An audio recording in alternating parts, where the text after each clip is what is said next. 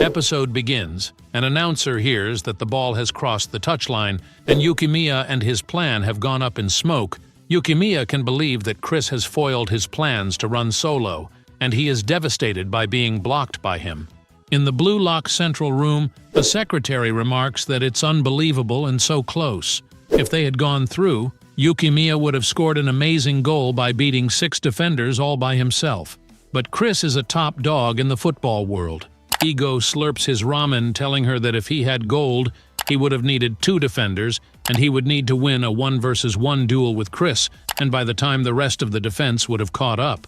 So the chances of him scoring that goal were already 0. The secretary nervously wonders if that's true, but Ego is glad that he blocked it. If that shot had gone in, the after effects of the goal would be unpredictable, just like the last one. The secretary wonders if he is talking about Nagi's goal.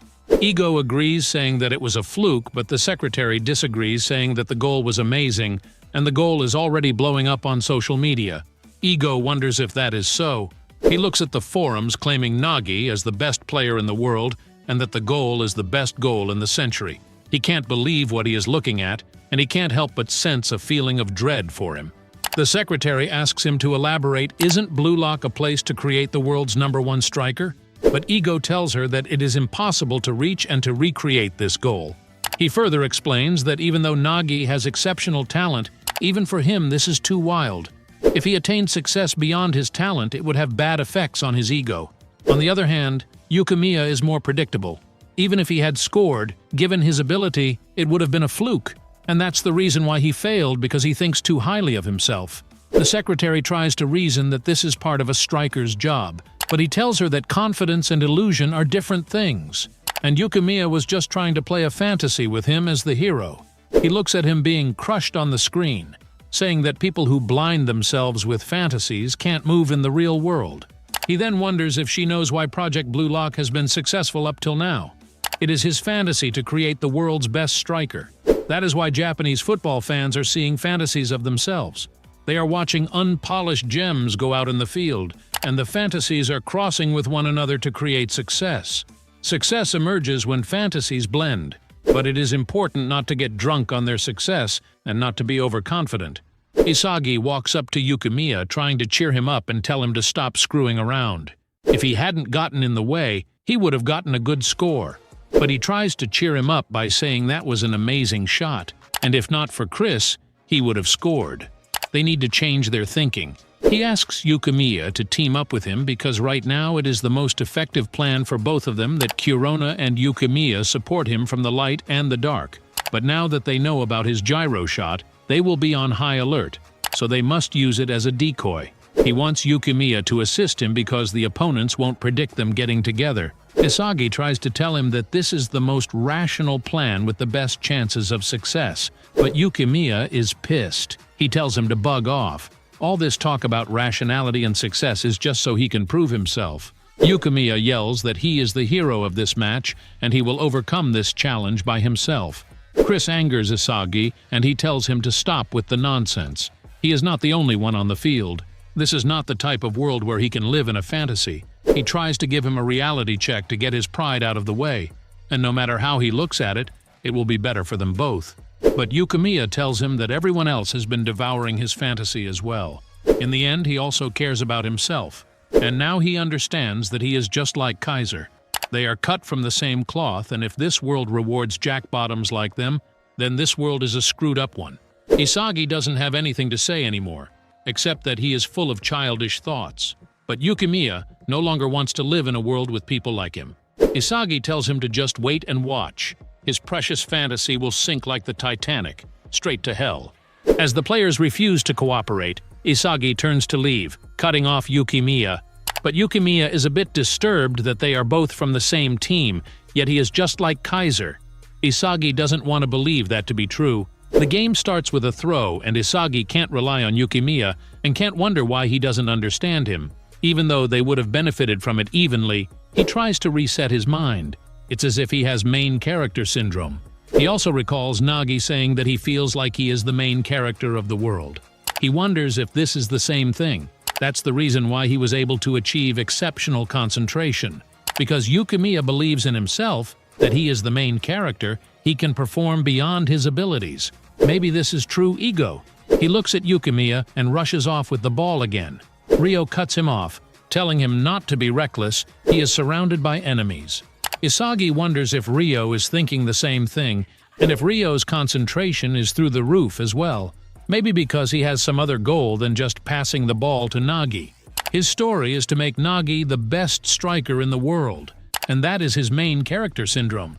Maybe egocentrism allows them to reach a flow state, to deliver maximum output.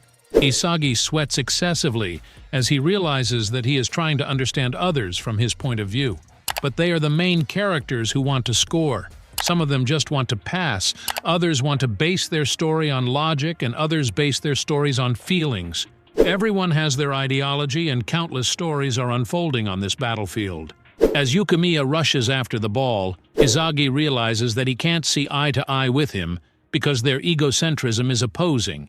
He is trying to use him as a side character in his own story, whereas he is trying to live as the main character. They need to reach a new goal, and his thinking is too shallow. The pieces start falling together as he remembers everything he has experienced at Blue Lock, constantly clashing with everyone's ego. Then he realizes this is his new piece, to use his metavision and egocentrism. The other players on the sidelines yell that the star system has 90 seconds left, and this is bad for Bastard Mansion. One of them wonders if the time runs out in the middle of the play. Maybe the masters will be forced to leave, but his fellow disagrees, saying that they will stay here until the end. Ryo passes Kunigami, being able to see much more. As if his thoughts and movements are moving at super speed, he feels he can achieve anything and everyone else is just a pawn. And this is his treasure. He only has eyes for Nagi. He dribbles his way through the defenses, as an evolved version of himself. For right now, it's not the time to pass to Nagi. He needs to get a little more into the center of the field. He analyzes the field and tries to get to the point. He dribbles the ball like a pro, passing by Grim, but a dark shadow zooms past him and intercepts his kick. Ryo can't believe that it is Isagi, who has realized that Ryo just wants to send an epic pass to Nagi, and he can now predict him. The ball bounces uncontrollably, but Chris grabs it, saying that he is a very lucky boy. Noah slams into him and throws off his balance, saying it's time for them to call it a day. Chris wants a few more minutes, but Noah tells him that they don't do overtime. Chigiri intercepts the ball, trying to go for a chance, but Corona stops him, saying that won't happen on his watch. He would rather die than fall to the same trick thrice. Chigiri can't move as he is held down, so he passes the ball to Agi. He intercepts the ball with his chest and sprints off at lightning speed, but he is intercepted by Kaiser. It is an epic onslaught going on in the field, with everyone acting out of desperation.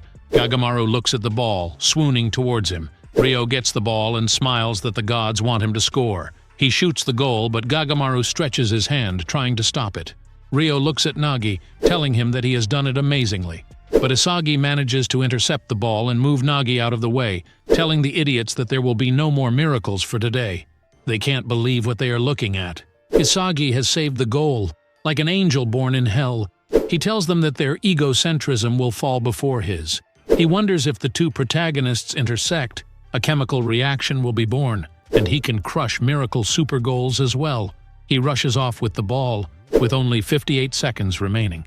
In the end, he will be the main protagonist. With Isagi taking the lead and foiling that goal, he rushes off trying to become the protagonist and find his flow. He tries to use metavision to score his goal, eating everyone that crosses his path and utilizing it to defend and attack. He realizes that the only way to score is to avoid Yukimiya and Kaiser on his way.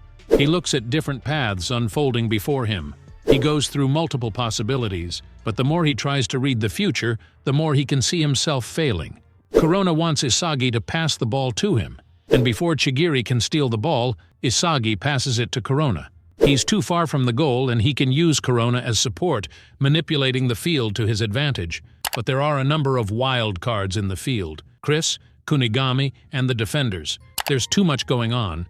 He just needs one piece. He wonders if only he had Chigiri's speed on Ness and his passing ability, or even Kaiser's finisher, his options would increase by a lot. He feels himself unraveling as he lacks the necessary physical ability to use metavision to its full potential. He starts analyzing what he can do and what skills he has. He's missing a special weapon of his own. and if he can level up all of his abilities a tiny bit, he can reach the next level. But right now, he's too weak. He grits his teeth in frustration as he wants to practice here in this death battle. Ryo slides in front of him, telling him that he must be struggling. He should try and get past him. This infuriates Isagi, and he can't see a way out. But all of a sudden, a miracle happens as Noah rushes past him and tells him that he has decided to ally himself with Isagi. In this game, he will ally himself with whoever plays most logically. That's what he had said before the match had started. Noah tells Isagi to get more creative. Now his options should increase. All of a sudden, it is as if another worldview has opened up for him. He thanks his master and dives into the game with everything he's got. With new options backed by a legendary striker, they pass Ryo. And Noah tells him that he must be certain of everything. Even though he can see a lot of options, he will try to pick the best one. But he can't waste any more time. Noah tells him to get ready and not to be too greedy, to streamline his process and think logically. What is the one thing that he desires the most? Kaiser finally arrives at the conclusion that he wants to destroy Kaiser. Now that's the answer. And Noah tells him to show him his ego, and he's more than glad to oblige. Noah rushes in using his egocentrism, while Isagi follows behind with only one goal burning in his mind: to destroy Kaiser. He needs to immerse himself in the game. Corona tells him that he is here as well. Isagi is glad that he has the support of two incredible players. His opponents, on the other hand, try to cut them off. But Corona and Isagi move the ball between themselves with surgical precision. As Chris is about to bulldoze them, Noah arrives and maneuvers the ball away from him, right back at Isagi. Kaiser tries to poach his goal, but Corona stops him. Isagi realizes that this is amazing. He is in flow with his concentration level out of the world. He wonders if this is egocentrism, a mental state where he thinks that he is the center of the world. And maybe this is a concentration when one can use flow and egocentrism. He finally has this sensation and wants to remember it till the day he dies. He wants to dower everyone. But Yukimiya has the same mindset, and in his desperation, he rushes towards Isagi. Resentful that Noah has allied himself with him, why does he get everything that he wants? He recalls Isagi trying to get him to assist him with the most rational plan. Deep down, he knows that he is right. But if he follows that plan, he will give up on his goal, the path that he has been following to become the player that he is. If he abandons everything, he is as good as dead. Isagi's weight and presence weigh heavily on his mind, and he wants to crush him at any cost. The ball bounces in a triangle right back to Isagi, and this is his last chance to goal. There will be no other chances. Yukimiya, on the other hand, wants to devour Isagi and become the hero. Defeat him and devour him. He will never let him become the best player in the world. And if he can't score now, becoming the best player in the world is only a fool's paradise. Ego looks at the high-stakes match and wonders how the outcome will be. A player from Manshrine City is about to wet his pants. Then Noah is participating, and Isagi's movements are completely off the charts. He is on a different dimension. Kaiser rushes past Isagi, trying to bring him down by calling him boring. But before Kaiser can intercept the ball, Noah grabs the ball and tells Kaiser that he is a crappy clown. Isagi tells his master that that is perfect. He has outsmarted Kaiser's egocentrism and has slipped behind him. He gets the ball and his 30 meters returns from the goal, even though he is still outside the range. There are only two defenders and Kunigami is in the way, so he needs some support, but he can use it. A voice yells at him to be wary of Chigiri running past him. Chigiri, who is confident in his speed, tries to tackle Isagi, but Isagi maneuvers the ball away. But Nagi arrives face to face with Isagi. Isagi can't do anything except for frontal assault. He expects this and passes it to Corona by going for a fake and giving him a pat on the back, promising to see him later. Now all he has to do is match with Corona and get past the defender, but Yukimiya runs past him, promising to kill him and to hijack Corona's cross because he is faster than Isagi. He is trying to keep track of his movements. Isagi, on the other hand, wanted him here as the final piece to his puzzle. This unnerves Yukimiya, as because of his offense the defender was confused. Isagi runs in the opposite direction, forcing the defender to cover Yukimiya. He has used him as bait. Yukimiya can't believe that he can read his mind so far ahead. Isagi rushes in, saying that he has been dancing in the palm of his hand. Corona is ready to pass the goal, and Yukimiya looks at him hopelessly as his dream starts to fade away. All of a sudden, Chris rushes in, telling him that's not good enough. But for Isagi, this isn't a problem because, for the world's number 2 player, the world's number 1 player is ready. Noah tells Chris that this is the end of the line for him. He blocks Chris from intercepting the goal, and the climax is about to arrive. Yukimiya can't help but lose his drive. Even though he was persistent, Noah's support has changed the tide of the match, giving Isagi the momentum he needed to get his big break. Isagi looks at the ball and focuses everything on it, but Kaiser tackles him, wondering if he really believes he can score by himself with him around. Your weapon must be a direct shot, and that means that he just needs to get him off balance and force him to take a second touch. His goal will go up in smoke. Kaiser tells him that the climax he wants will be crushed. Isagi tells him that he is right. Chris unnerves him as Isagi says that if he hadn't been in the way, he would have scored and been the hero, but now that he is in the way, that means that the guy he has plunged into despair will have a chance of redeeming himself. As the ball shoots towards Yukimiya, his eyes light up, and he can't believe what is happening. Isagi taunts Kaiser for not being able to predict the last pass. His only focus is to destroy him, and this is the piece that will lead him to his flow. He grabs Kaiser by the hem of his shirt, asking how it feels to be the clown in his own fantasy. He yells at Yukimiya to score even if he kills himself. He reminds him of his goal to destroy him and how he needs to kill him. Yukimiya is all fired up. As a guy who had lost everything, he has another chance to focus. He puts it all in his strike, yelling that the ego of his will makes God tremble in fear. The ball arcs beautifully around the defenders. Ryo rushes in, trying to intercept the goal. As he is about to make it, the ball speeds past him. After all, Yukimiya has used the knuckleball firsthand to give a diagonal spin to his kick. The goal finally strikes, and Yukimiya yells at the top of his lungs, bringing Bastard Mansion right to victory. Everyone stands around in a daze, everyone except for Isagi looking at Yukimiya celebrate. Kunigami can't believe that he couldn't do anything. Isagi is all fired up, and the fire burning in his eyes starts to fade. Fans throughout the world are celebrating Isagi and Yukimiya's absolute unity. It is a spectacular goal, bringing Bastard Mansion into the finals. Yukimiya looks at Isagi and walks up to him, unsure what to say. Unexpectedly, he apologizes. They both apologize. Yukimiya says that if not for his past, he would have been done for, and he had bad-mouthed him throughout the game, so he is sorry. Isagi tells him that he needed his strength on the last play to beat Kaiser. He has used him as a tool. Everything went according to his plan. However, in the end, he didn't expect Ryo to charge in.